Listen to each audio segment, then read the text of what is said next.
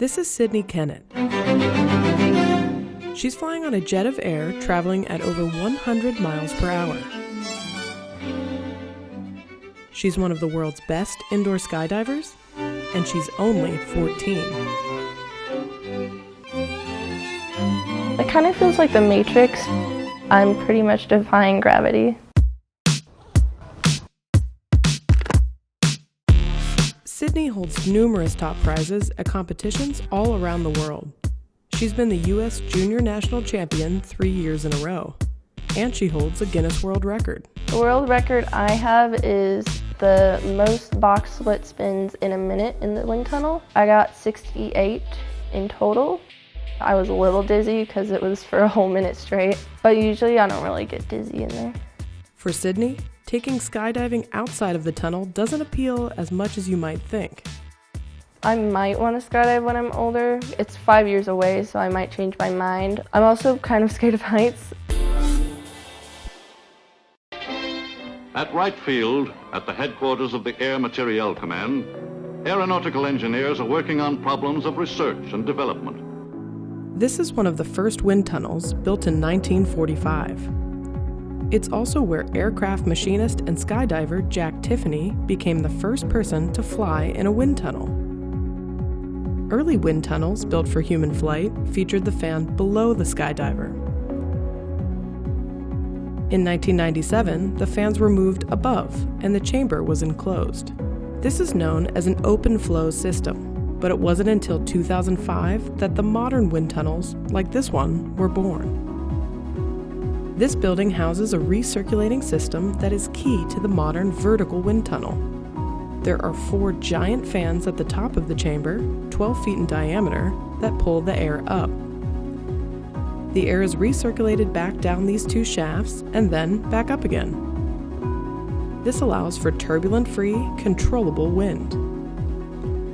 Many say the sensation is very similar to the real thing. If you move your arm a little bit, you'll turn or go to the side. And if you straighten your legs and arms at the same time, you'll go up. And if you bend them, you'll go down.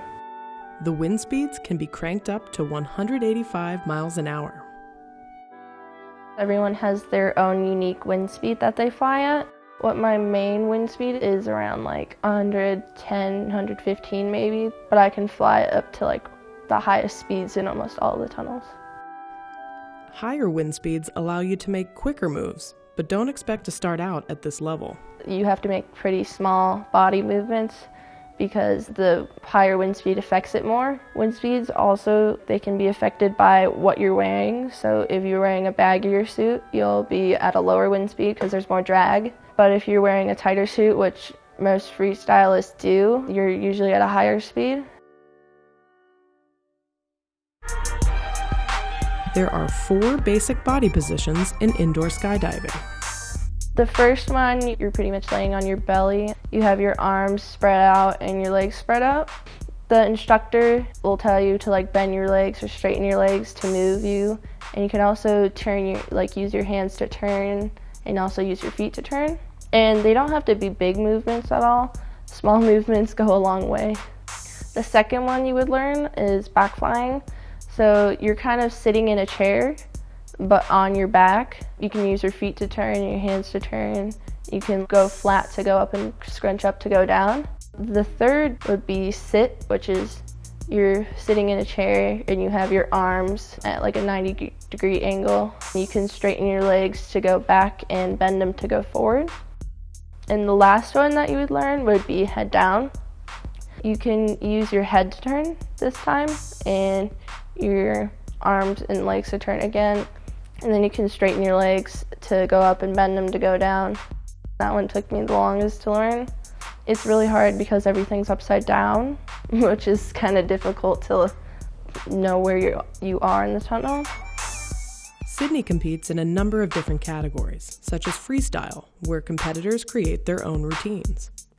Other categories include formation skydiving, a more traditional approach to the sport, and dynamic, where teams of 2 or even 4 skydivers are judged off specific sequences that they must perform.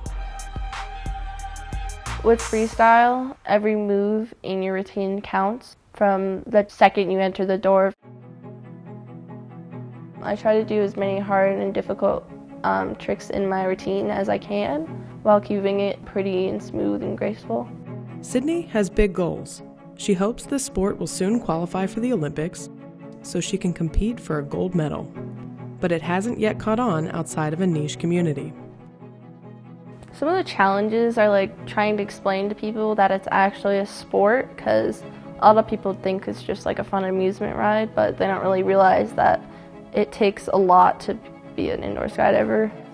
The first time I started flying was when I was 4 years old. Yeah, buddy. I was super nervous. Sydney took classes when she first started, but she quickly outgrew them as her skills progressed. It just like set me up for my main body positions and stuff, and I started training on my own. Sydney doesn't have her own coach, so her parents help when they can.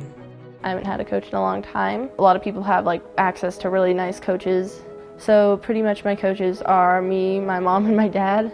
My mom and like me talk a lot in like sign language or weird like signs about like what's working and what's not working in my routine.